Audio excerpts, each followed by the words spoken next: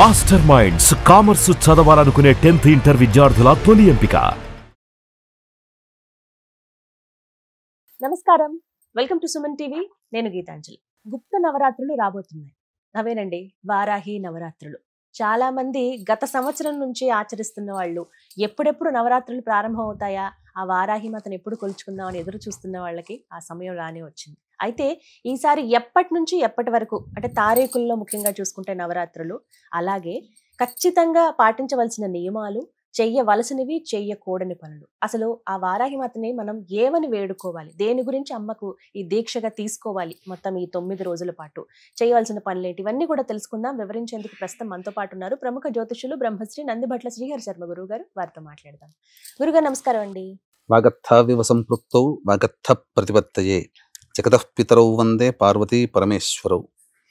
ఆదిత్యాయ చ సోమాయ మంగళాయ బుధాయ చ గురుశుక్ర శనిభ్యశ్చ రాహవే కేతవే నమః. శృంగేరి జగద్గురు పీఠాధిపతులకి, కంచి పీఠాధిపతులకి నమస్కారములు తెలియజేసుకుంటూ కార్యక్రమాన్ని ప్రారంభిద్దాం. గురుగారు ఆషాఢ మాసం వచ్చేసింది. అప్పుడే ఆషాఢ మాసం ఆషాఢ మాసము చూస్తుండగానే సంవత్సరం గడిచిపోయింది. మనం కూడా గత సంవత్సరం ఈ అమ్మవారి వారాహి గురించి చాలా విశేషంగా 9 రోజులు 9 రకాలైనటువంటి వర్ణనలు, నైవేద్యాలు, విధానం అంతా కూడా మనం తెలియజేసుకున్నాం. చాలా చక్కగా ఆచరించారు కూడా ఎంతో మంది. ముఖ్యంగా మనం ఆ రోజున ఎంతో విషయ సేకరణ చేసి అమ్మవారికి వెయ్యాల్సినటువంటి ధూపం గురించి కూడా మనం తెలియజేసాం. ఆ వస్తువులు ఏ వస్తువులు కలపాలని అదన్నీ వేసుకున్నారు. నిజం.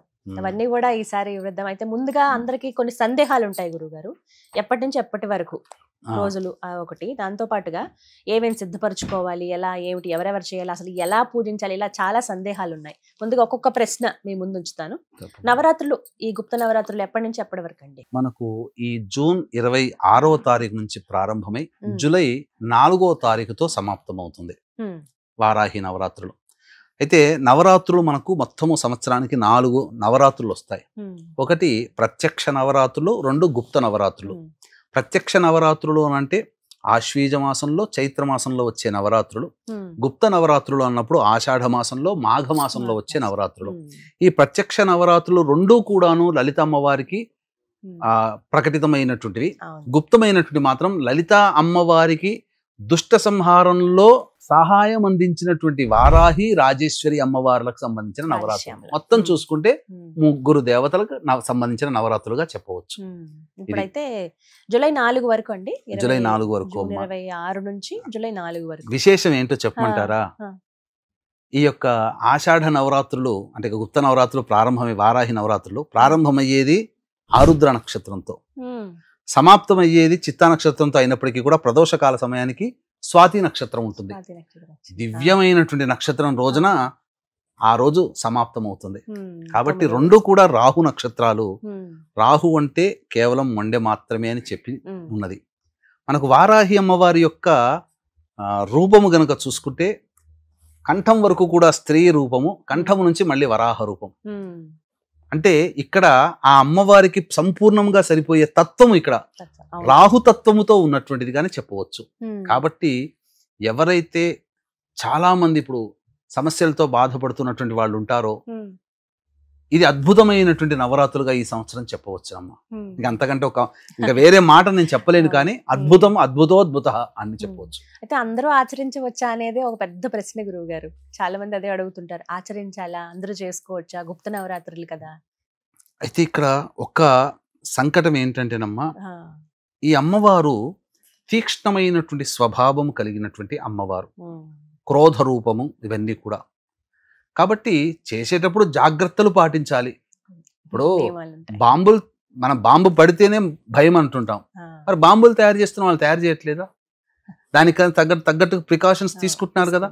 మరి అట్లాంటి ప్రికాషన్సే తీసుకుంటూ అమ్మవారిని కొలిచే విధంగా కొలుస్తూ సరైనటువంటి నియమాలు గనక పాటించినట్లయితే అమ్మవారు ఇచ్చేటువంటి ఫలితము అతి శీఘ్రంగా ఉంటుందని చెప్పవచ్చు. ఇప్పుడు శాంతంగా ఉన్నవాడు కొట్టడానికి ఆలోచిస్తాడు, కోపంగా ఉన్నవాడు మాట అనగానే లేచి కొడతాడు. అంటే ఫలితం ఇవ్వడంలో కూడా అమ్మవారు అంత ఫలితం అంత శీఘ్రంగా ఇచ్చేస్తుందని అర్థం. అక్కడ వెంటనే అందించేస్తారనమాట. అయితే గురుగారు ఇంకా సందేహాల్లో భాగంగా ఎలా అంటే ముందు ఏమేమి సిద్ధపరచుకోవాలండి? 26 నుంచి అంటున్నారు, 25నేమో అమావాస్య వచ్చింది. మరి అమావాస్య రోజు ఏమన్నా పూజకి సామాన్లు కానీ ఏమైనా కొనరు తొందరగా, ఇంకా ఇవాళ అమావాస్య ఉంది కదా రేపటి నుంచి చూద్దామని. కానీ ఒకవేళ పీఠం పెట్టుకుని లేకపోతే కలశం పెట్టుకుని ఇలా చేద్దాం అనుకున్న వాళ్ళు కావచ్చు, వీళ్ళు మరి ముందు రోజే తీసుకోవాలా, లేదు ఆ రోజున కొనుక్కుంటే మంచిదా, ఏమేమి తీసుకోవాలి అసలు? ఇక్కడ ప్రధానంగా అమ్మవారి సంబంధించినటువంటి తత్వం గనక చూసుకోవాలి. ముఖ్యంగా రజోగుణ తత్వమైనటువంటి మూర్తి అమ్మవారు. తామస గుణము రజోగుణము అని అంటారు కదమ్మా. కాబట్టి ఈ అమ్మవారు సర్వ సైన్యాధ్యక్షురాలు, అంటే హోమ్ మినిస్టర్. కాబట్టి ఎప్పుడు యుద్ధంలో పాల్గొని యుద్ధ విరమణ అయిన తర్వాత ప్రశాంతత ఉంటారు. సూర్యోదయం నుంచి యుద్ధం ఎప్పుడు చేయాలని ఉవ్విళ్ళుతుంటారు. యుద్ధం రాగానే యుద్ధం చేస్తారు. సూర్యాస్తం అయిపోయిన తర్వాత యుద్ధ విరమణతో సంతోషపడతారు. కాబట్టి అమ్మవారికి ఎక్కువగా రాత్రి సమయమందు ఎక్కువగా సూర్యాస్తమైన తర్వాత చేసే పూజ అమ్మవారికి చాలా ప్రీతికరమైనటువంటిది. కాబట్టి శాంతస్వరూపిణిగా ఉండదలిచినటువంటి ఆ భావనగా పెట్టుకున్న వాళ్ళు ఉదయం పూట చేసుకుంటే మంచిది. లేదు అనంటే అన్ని విధాలుగా సాయంకాలం సూర్యాస్తమయం తర్వాత ఉండే సమయము చాలా అమోఘము, సుప్రసిద్ధం అని చెప్పవచ్చు. కాబట్టి సూర్యాస్తమయానికి పూజ ప్రారంభించుకున్నప్పుడు ముందు రోజు అమావాస్య అయింది కాబట్టి దానికంటే ఆ 26వ తారీఖు రోజునే పూజా సామాన్లు, పెద్ద నియమాలంటూ ఏమీ లేవు. అమ్మవారి చిత్రపటం ఒకటి, తర్వాత అమ్మవారికి కలశం పెట్టుకునే అవకాశం ఉంటే కలశం పెట్టుకోవచ్చు, లేకపోతే కలశం లేకపోయినా చిత్రపటంతోనైనా. కానీ ఇక్కడ భక్తియే ప్రధానం, ఇక్కడ విశ్వాసమే ప్రధానము. కాబట్టి ఆ విధంగా అమ్మవారికి చక్కగా అలంకరణ చేసి చక్కగా ఆ సంబంధించినటువంటి పూజా ద్రవ్యంలో పూజా వస్తువులు తీసుకొని అమ్మవారికి షోడశోపచార విధానముగా పూజ చేసుకోవడం, అర్చన చేసుకునే విధంగా వీలు కల్పించుకోవడం, అమ్మవారికి ఇష్టమైనటువంటి ద్రవ్యములు తెచ్చుకోవడం, నైవేద్యములు తెచ్చుకోవడం, అమ్మవారికి దీపారాధన, ముఖ్యంగా అమ్మవారికి కంద దీపారాధన అంటే చాలా ప్రీతికరం. ఇవి 9 రోజుల పాటు పెట్టాలండి? 9 రోజుల పాటు పెడితే మంచిది. 9 రోజుల పాటు పెట్టి చక్కగా ఆ సమాప్తం అయిపోయిన తరువాత ఆ యొక్క కందగడ్డని ప్రసాదముగా చేసి తీసుకోవచ్చు. అంటే వండుకొని కూర వండుకొని అవి సిద్ధపరచుకోవాలి. ముఖ్యంగా ఉండాల్సినవి వస్తువులు పూజా సామాగ్రి అని అంటే పూజా సామాగ్రి మామూలుగా పూజా సామాన్ల విషయంగానే ముఖ్యంగా ధూపం అమ్మ. ఇక్కడ అమ్మవారికి ధూపం సకలమైనటువంటి ధూపములు ఉంటాయి. అంటే పిప్పళ్ళు, యాలకులు, మిరియాలు, ఇలాంటివి, మిరపకాయలు, ఎండు మిరపకాయలు, ఇలాంటివి కొన్ని ఆఘ్రానికి అనగా బాగా కటువుగా ఉండేటువంటివి అమ్మవారికి చాలా ప్రీతికరం, ఘాటుగా ఉండాలి. ఇవన్నీ కూడా ధూపం అంటే అమ్మవారికి చాలా ఇష్టం. ఇప్పుడు అభిషేక ప్రియో శివ, అలంకార ప్రియో విష్ణు, భాస్కరో నమస్కార ప్రియ. కాబట్టి ఒక్కొక్క దేవతకి ఒక్కొక్క రకమైనటువంటి ఇష్టం. అటువంటిది ఈ అమ్మవారికి ధూపం అంటే మహాప్రీతికరం. కాబట్టి ఇంట్లో చక్కగా సాంబ్రాణి, అమ్మవారికి మైషాచి అంటే చాలా ప్రీతికరం. ఏ అమ్మవారికైనా కానీ ధూపంలో మైషాచి ఉండేటట్టుగా చూసుకోవాలి. అది పూజా స్టోర్ లో దొరుకుతుంది. ధూపం పూజ ప్రారంభానికంటే ముందు, పూజ అయిన తర్వాత ఇంట్లో గనక ధూపం వేసుకొని 9 రోజుల పాటు ఉంటే, ఆ 9 రోజుల పాటు పూజ చేసినటువంటి వ్యక్తి ఇంట్లో ఎవరైతే ప్రయోగం చేసి ఉంటారో ఆ ప్రయోగం ఇట్టే పారిపోతుంది. అసలు నెగిటివ్ ఎనర్జీ అనేది ఉండదు ఇంట్లో, అంతా పాజిటివ్ ఎనర్జీ ఉంటుంది. హిస్టీరియా అంటే మానసికమైనటువంటి బాధతో అనుభవించే వాళ్ళకి ఆ మానసికమైనటువంటి ఇబ్బందులు తొలగిపోతాయి. గొప్పగా వ్యాపారం చేసుకునే వాళ్ళు, పిల్లలు బాగా చదువుకునే వాళ్ళు, గొప్పగా ఇంట్లో కొత్త ఇల్లు కట్టుకున్నటువంటి వాళ్ళు ఇటువంటి అమ్మవారి ఆరాధన చేసుకుంటే వాళ్ళ మీద పడే నరదృష్టి అంతా పోతుందమ్మా. ముఖ్యంగా ఈ అమ్మవారిని ఎవరు ఆరాధించాలి అని అంటే, అమ్మవారి యొక్క చేతిలో నాగలి మరియు రోకలి ఉంటుంది. అంటే ఏంటి? సస్య దేవత అని అర్థం. అంటే హిరణ్యాక్షుడు భూమిని తీసుకుపోయి సముద్ర గర్భంలో పెడితే వరాహ రూపాన్ని అవతరించినటువంటి మహావిష్ణువు మళ్ళీ హిరణ్యాక్షుని సంహరించి భూమి ఉద్ధరించిన వాడయ్యాడు. ఆ రూపాన్ని చూసి ఆశ్చర్యపడినటువంటి అమ్మవారు ఆ రూపానికి తోడుగా వరాహ రూపాన్ని అవతరించింది. అదే వారాహి అమ్మవారు. అంటే ఇక్కడ చెప్పాల్సినటువంటిది వారాహి అమ్మవారు అంటే ఎవరు? సాక్షాత్తు లక్ష్మీదేవియే, లక్ష్మీ అమ్మవారు. కాబట్టి ఆ అమ్మవారిని ఆరాధన చేయడం వల్ల ధనము బాగా సంప్రాప్తం అవుతుంది. అలాగే సస్యదేవత రోకలి మరియు నాగలి కదా, భూమి దున్నడం, ఆ దున్నడం ద్వారా పంట వేసిన ద్వారా వచ్చినటువంటి పంటని దంచి అది ఆహారంగా స్వీకరించడం. వీటన్నిటి ఈ మార్పు భూమి దున్నే దగ్గర నుంచి ఆహారం ధాన్యంగా మారే వరకు ఈ అమ్మవారు రక్షిస్తుంది. అందుకనే ఒక చేతిలో నాగలి దున్నడానికి సూచన, ఒక చేతిలో రోకలి దంచడానికి సూచన. అంటే దంచితే వచ్చేది బియ్యమేగా, పదార్థమే కదా, కందులైనా పప్పులైనా నవధాన్యాలైనా. అంటే ఆఖరి రూపం, అంటే ఈ సృష్టికి మూలము అమ్మ అని చెప్పడానికి సంకేతం అది. అంటే బీజములు వచ్చినవి సృష్టే కదమ్మా, ఫలితం ఫలం అంటారు కదా, ఆ ధాన్య ఫలం అన్నమాట. దీని అర్థం ఏంటంటే అమ్మవారు పుష్టిని కలిగిస్తుంది, అంటే మనల్ని కంటికి రెప్పలా కాపాడుతుంది అని అర్థం.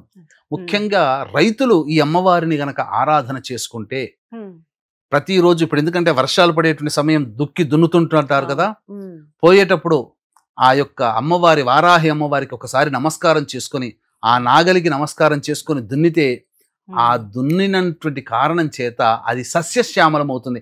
ఆ దున్నేటప్పుడు ప్రతిరోజు కూడా ఎప్పుడు వీలు పడితే అప్పుడు దున్నేలో వారాహి దేవి నమః, వారాహి అయి నమః చాలు అనుకుంటూ ఉండి దున్నారనుకోండి, మామూలుగా పండేటువంటి పంట కంటే రెట్టింపు పంట ఆ భూమి రైతు తీసుకుంటాడు, పొందుతాడు. అందులో సందేహం లేదు.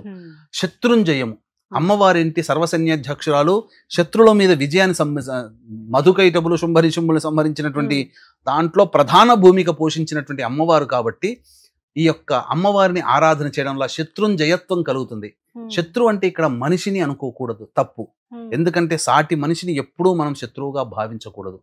మనము చేసేటువంటి ప్రతి ప్రయత్నంలో ఆటంకములు అనేటువంటి కలుగుతుంటుంటాయి కదా, ఆ ఆటంకాలని మాత్రమే మనం శత్రువులుగా భావించాలి. ఇప్పుడు కోర్టు సంబంధమైనటువంటి ఆస్తి వివాదాలకు సంబంధించిన విషయాల్లో కోర్టు గడపలు ఎక్కుతుంటారు, సివిల్ కేసులు, క్రిమినల్ కేసులు.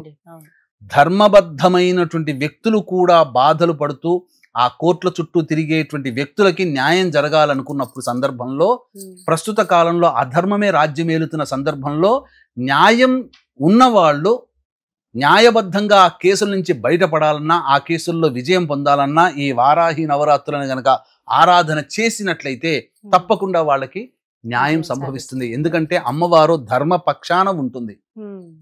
అమ్మవారు రాక్షసుల తరపున పోరాటం చేయలే, అమ్మవారి తరపున పోరాటం చేసింది. అమ్మవారు అంటే ధర్మము, న్యాయము. కాబట్టి ధర్మము న్యాయము నిజంగా ఉంటే వాళ్ళని రక్షిస్తుంది అమ్మవారు అని చెప్పవచ్చు. ఇలాంటి వారు అమ్మవారిని ఆరాధించారు. ఖచ్చితంగానమ్మా. గురుగారు, గత సంవత్సరం నుంచి బాగా విపరీతంగా అందరికీ తెలిసింది అమ్మవారి గురించి, ఆరాధనలు చేశారు, దీక్షలు తీసుకున్నారు, ఇంట్లో చక్కగా ఫోటో తీసుకొచ్చి పెట్టుకుంటున్నారు, ప్రతినిత్యం పూజ చేసుకుంటున్నారు. అయితే చాలా మందికి ఏంటంటే ఈ సంవత్సరం నుంచి నూతనంగా మేము కూడా ప్రారంభించుకుందాం అనుకుంటున్నామండి, 9 రోజులు దీక్ష తీసుకుందాం అనుకుంటున్నాం, ఇంట్లో అమ్మవారి ఫోటో పెట్టి పూజ చేసుకుందాం అనుకుంటున్న వాళ్ళకి ఈసారి ఏమైనా అడ్డు ఉందా? ఎందుకంటే మోఢం ఉందని అంటున్నారు కాబట్టి ప్రారంభించవచ్చా ఈ సంవత్సరం? కొత్తగా నోము నోచుకోవాలి, కొత్తగా వ్రతాన్ని ఆరంభించుకోవాలనుకునే వాళ్ళకి మాత్రం మూఢమి పనికిరాదు. ఇది సుస్పష్టము. అంతకుముందు ఆచరించిన వాళ్ళు ఈ వ్రతాన్ని ఆచరించవచ్చు, తప్పులేదు. ఈ యొక్క నెలలో మూఢమున్నా గతంలో ఆచరించారు కాబట్టి కంటిన్యూ చేసుకోవచ్చు. కొత్తగా చేయాలనుకున్న వాళ్ళకి మాత్రం ఈ మూఢమి ఉంది కాబట్టి పనికిరాదు. సరే, ఇప్పుడైతే అలా వద్దన్నారు కదా గురుగారు, మరి ఇంకా వేరే ఏమైనా వెసులుబాటు ఉందా వారికి? అమ్మవారి ఆరాధనలో వ్రతంలాగా చేసుకోరు కానీ ఇంకా ఏదైనా వ్రతం అన్నప్పుడమ్మా, ఇప్పుడు వాళ్ళకి మనస్సులో ఆ కోరిక అంటే ఇంట్లో నేను కూర్చొని చేసుకోలేకపోయాను అనేటువంటి యొక్క బాధే తప్ప మిగతావన్నీ చేయవచ్చు. ఎటువంటివి చేయవచ్చు?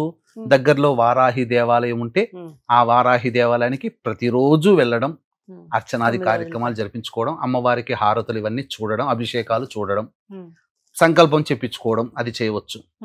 లేదు, ఈ యొక్క వ్రతాన్ని ఆచరించి నియమనిష్టలతో ఉన్నటువంటి వాళ్ళకి మీ వంతు సహాయంగా వాళ్ళకి ఏదైనా పూజా వస్తువులు మీ వంతు సహాయ సహకారాలు అందించడం. లేదు, ప్రతిరోజు త్రికాలములో ఉదయము, మధ్యాహ్నం, సాయంకాలం, లేదు 2 కాలాలే, ఉదయం లేదా సాయంకాలం నిత్యము వారాహి పంజర స్తోత్రము, వారాహి కవచం రోజుకి 8 సార్లు పఠించండి. పొద్దున 8, సాయంత్రం 8, ఇవన్నీ పఠించండి. లేదు, దీనికి ఇక్కడ ఎక్కడ వారాహి హోమం జరిగితే అక్కడ మీ గోత్రనామాలతో చేయించుకోండి. దీనికి అందుకనే ఇటువంటి వాళ్ళకి, కొత్తగా పట్టుకోవాలనుకునేటువంటి వాళ్ళకి అవకాశం లేదు. ఆల్రెడీ చేస్తున్నటువంటి వాళ్ళు కూడా ఇంట్లో చేసుకుంటుంటారు. అటువంటి వాళ్ళకి ఏంటంటే ఈ యొక్క దశమి రోజున శుక్రవారం రాత్రి, నవమి ఉన్నప్పుడే శుక్రవారం రాత్రే స్వాతి నక్షత్రం ఉన్న సందర్భంలో ఈ యొక్క వారాహి హోమం అనేటువంటిది చేయించడం జరుగుతుంది. మన పీఠం ఆధ్వర్యంలో చక్కగా జరుగుతుంది. వారాహి హోమము, ధూమవతి హోమము మరియు ఈ సంబంధించినటువంటి రాజశ్యామల హోమము, బగళాముఖి హోమము ఇవన్నీ కూడా సశాస్త్రీయంగా జరుగుతాయి. అవకాశం ఉన్న వాళ్ళు కార్యక్రమ తదనంతరం కాంటాక్ట్ చేసి పూర్తి వివరాలు తెలుసుకొని మీ గోత్రనామాదులు నమోదు చేసుకోవచ్చు. చక్కగా శక్తిపాతము చేయబడినటువంటి కరుంగలి మాలని ఇవ్వడం జరుగుతుందమ్మా. అలాగే కేవలం మహిళలు మాత్రమే చేయాలనే కూడా కొన్ని నియమాలు చూస్తున్నారండి. నిజంగా అలా ఉంటుందా వారాహి అమ్మ? అటువంటిది ఏమీ లేదమ్మా. ఎందుకనంటే వారాహి అమ్మవారు సర్వవ్యాపకమైనటువంటి శక్తి కలిగినటువంటి అమ్మవారు. పెద్దలు ఎవరైనా ఇప్పుడు సమస్త లోకాలని కాపాడగలిగేటువంటి వాడు, పాలించేవాడు పరమేశ్వరుడైతే ఆ పరమేశ్వరుడికి సంబంధించినటువంటి కాశీ నగరాన్ని రక్షించేది ఈ అమ్మవారు. కాబట్టి ఈ అమ్మవారు సకలలోక నాయకురాలుగా చెప్పవచ్చు. పురుష స్త్రీ భేదము లేకుండా ఎవరైనా కానీ దీన్ని ఆచరించవచ్చు, తప్పేమీ లేదమ్మా. వితంతువులు చేసుకోవచ్చు, ఎవరైనా చేసుకోవచ్చు అమ్మా. ఎందుకంటే శక్తి చక్కగా నిరభ్యంతరంగా చేసుకోవచ్చు, తప్పేమీ లేదమ్మా. గురుగారు, చాలా మంది ఏంటంటే చక్కగా నవరాత్రులు దీక్ష తీసుకుంటారు, ప్రారంభిస్తారు. అయితే ఎప్పుడు ఏం జరుగుతుందో ఎలాంటి పరిస్థితుల్లో మనకు తెలియదు కాబట్టి ప్రారంభించిన ఒకటో రోజు రెండో రోజు సూతకం అని వస్తే గనక అప్పుడు పరిస్థితి ఏంటండి? ఏం చేయమంటారు? సూతకం అనేటువంటిది వచ్చినప్పుడు దానికి అనేక రకాలుగా ఉంటుందమ్మా. దగ్గర రక్త సంబంధికులు అయితే 11 రోజులు మైల పట్టాలి. కొంతమంది పోతే 3 రోజులు మైల పట్టాలి, రక్త సంబంధం ఉన్నంత వరకు. కొంతమంది పోయినప్పుడు ఏంటంటే బంధుత్వాన్ని బట్టి 1.5 రోజు 1 రోజు అని ఉంటుంది. అప్పుడు ప్రారంభించిన 2-3 రోజుల్లో ఇలా మైల వచ్చినప్పుడు వాళ్ళకి సంబంధించినటువంటిది 11 రోజులు అయితే 11 రోజులు ఆగాలి. పౌర్ణమి రోజున చేసుకోవాలి. లేదు 1-2 రోజున అయిపోయింది, మళ్ళీ మొదలు పెట్టి మళ్ళీ పౌర్ణమి వరకు చేసుకోవాలి. ఆ మైల తీరిన తర్వాతనే మొదలు పెట్టాలి తప్ప మైల ఉంది అనేది మాత్రం చేయకూడదండి. అలాగే ఇప్పుడు మహిళల విషయానికి వస్తానండి, అడ్డంకులు వస్తూ ఉంటాయి అనుకోని మనందరూ తెలిసిందే కదా, వారికి ఎలా మరి? ఇది మాత్రం చాలా మందికి ఉండేటువంటి సందేహం. చాలా మంది మహిళలు ఇబ్బంది పడేది కూడా, మహిళలకు ఇబ్బంది పడేది అదే. చాలా మందికి ప్రకృతి పరంగా వచ్చేదాన్ని మనం ఆపలేం. ఇప్పుడు 26వ తారీఖు రోజున ప్రారంభమవుతుంది కాబట్టి అయ్యో మనకి ఇబ్బంది అయిపోయింది, మనం మొదలుపెట్టే రోజు పాడ్యమి రోజున మనకి ఇబ్బంది ఉంది, ఎలా మనం చేసుకోలేకపోయామే అని అంటారు. అటువంటిప్పుడు ఏంటంటే 3వ రోజు నుంచి మొదలు పెట్టవచ్చు, లేదా 5వ రోజు నుంచి మొదలు పెట్టవచ్చు, 7వ రోజు నుంచి మొదలు పెట్టవచ్చు. 7, 8, 9 3 రోజులు చేసుకుంటే లేదు, 5, 6, 7, 8, 9 5 రోజులు చేయొచ్చు, లేదా 3, 4, 5, 6, 7, 8, 9 7 రోజులు చేయొచ్చు. ఇలా లేదా కొంతమందికి మొదలు పెట్టిన తర్వాత ఎప్పుడో వస్తుంది అనుకుంటే మధ్యలోనే వచ్చేసేస్తుంటది. అన్నప్పుడు 3 రోజులు అసలు పనికిరాదు. 4వ రోజు మాత్రం ఇంటిని శుభ్రపరచుకోవడానికి మాత్రమే పనికొస్తుంది తప్ప దేవతా పూజలు దేవాలయాలకి మాత్రం ప్రవేశము కాదు. కాబట్టి 4వ రోజు తల స్నానము చేయవలసిందే, 5వ రోజు కూడా మళ్ళీ శిరస్నానము చేసి అప్పుడు దేవతా పూజలు. ఆ కోల్పోయిన రోజులన్నీ కూడాను అమ్మవారిని 4 కాలాలలో అర్చించండి. అర్థమైందమ్మా? ఇక్కడ 2 రోజులు పాటిస్తారు, 2వ రోజుకి ప్రదోషకాల సమయానికి ఇబ్బంది వస్తుంది ఆడవాళ్ళకి. అప్పుడు ఏమవుతుంది, 3, 4, 5, 6 రోజులు పోతుంది, 7వ రోజు మొదలు పెట్టాలి. కాబట్టి ఏం చెయ్యాలి, అప్పుడు 7వ రోజు మొదలు పెట్టేటప్పుడు 7వ రోజు పొద్దున్నే బ్రహ్మ ముహూర్తాల్లోనే కాలకృత్యాలన్నీ తీర్చి స్నానం ఆచరించి సూర్యోదయం అయిన తర్వాత, సూర్యోదయం కంటే ముందే 3వ రోజుది చేసుకోవాలి. తర్వాత మళ్ళీ పొద్దున అయిపోయిన తర్వాత మళ్ళీ 10-11ంటికి మళ్ళీ 4వ రోజుకు సంబంధించిన చేసుకోవాలి. అంటే మొదటి 2 రోజులు అయిపోయింది, 3, 4 అయిపోయింది, మళ్ళీ సాయంత్రం 3 గంటలకి 5వ రోజు, మళ్ళీ సాయంకాలం 7 గంటలకి, అలా రాత్రి 7వ తారీఖు రోజున రాత్రి అప్పుడు చేసుకోవాలి. అంటే ఒకే రోజు కోల్పోయిన 4 రోజులది ఒకే రోజు 4 ప్లస్ ఆ రోజు చేయాల్సింది 5 కాలాల్లో గనక చేసుకుంటే అన్ని రోజులు చేసిన ఫలితం. ఇంకొంతమంది ఏంటంటే గురుగారు, మేము ఇంత సమయం మేము వెచ్చించలేకపోతున్నాం, ఒక 3 రోజులు లేకపోతే 5 రోజుల దీక్ష అనేది తీసుకోవచ్చా? 9 రోజులు మాకు వీలు పడదండి, అది వృత్తిరీత్యానే కావచ్చు, ఏదైనా వాళ్ళ ఇంటి దగ్గర పరిస్థితులు బట్టి కావచ్చు, అలా కుదురుతుందా గురుగారు? నేను ఇంతకు ముందే చెప్పానమ్మా, కొత్తగా మొదలు పెట్టుకోవాలనుకునే వాళ్ళకి మాత్రం పనికి రాదు. ఆల్రెడీ మొదలు పెట్టుంటారు, ఎక్కడో 2-3 సంవత్సరాల నుంచి చేస్తూ ఉన్నారు. కొన్ని కారణాల వల్ల ఈ సంవత్సరం 9 రోజులు చెయ్యలేని, కొన్ని కారణాల వల్ల చేయలేని వాళ్ళ కోసము అంతకుముందు మొదలు పెట్టి ఎప్పుడో 2024లో 2023లో 2020లో మొదలుపెట్టి కంటిన్యూస్ గా చేస్తూ ఈ యొక్క సంవత్సరం అన్ని రోజులు చేసే అవకాశం లేదనుకున్న వాళ్ళు 7 రోజులు, 5 రోజులు, 3 రోజులు, లేదా ఆఖరికి నవమి రోజునైనా కానీ చేసుకోవచ్చు. అంతే తప్ప కొత్తగా మొదలు పెట్టుకునేటువంటి వాళ్ళకి మాత్రం ఇది పనికి రాదు. మీరు ఇందాక ఫోటో కూడా పెట్టుకోవచ్చు అన్నారు కదా గురుగారు, ఎలాంటి ఫోటో ప్రత్యేకంగా ఇలాంటిదే తెచ్చుకుని పెట్టుకోండి అని మేము అంటే అమ్మవారికి సంబంధించినటువంటి విధానంలో ప్రధానంగా శ్వేత వస్త్రము, శ్వేత రంగులో ఉన్నటువంటి, తెలుపు రంగులో ఉన్నటువంటి వారాహి అమ్మవారు చాలా దేవతా స్వరూపముగా చెప్పవచ్చు. మిగతా వర్ణములు ఏంటంటే క్రోధ స్వరూపము, తామస స్వరూపముగా ఉంటుంది. కాబట్టి ఆ భావము ప్రకటితమవుతుంది. కాబట్టి ఎవరైనా కానీ ప్రేక్షకుల్లో ఈ యొక్క సంబంధించినటువంటి అమ్మవారి విగ్రహాన్ని కానీ ఫోటో కానీ పెట్టుకోవాలనుకున్నప్పుడు తెలుపు రంగులో ఉన్నటువంటిది, తెలుపు రంగు వస్త్రము ధరించినటువంటి అమ్మవారు ఉన్నదైతే కాంతివంతముగా ఉంటుంది. కొంత అమ్మవారు నీలి రంగులో ఉంటుంది కానీ కాంతివంతంగా ఉంటుంది.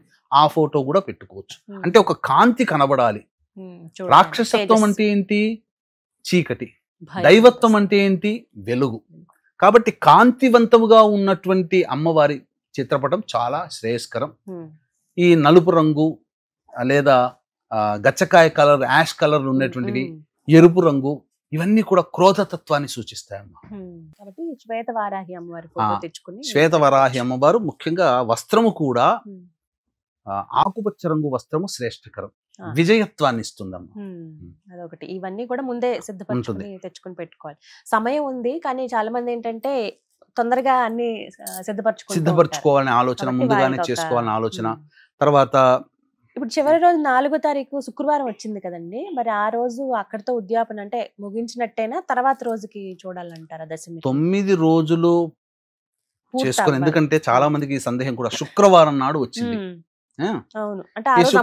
అమ్మవారిని కదపరు శుక్రవారం నాడు. కాబట్టి శనివారం నాడు మళ్ళీ ధూపదీప నైవేద్యాలు ఇచ్చి శనివారం నాడు ఉద్యాపన చేయవచ్చు.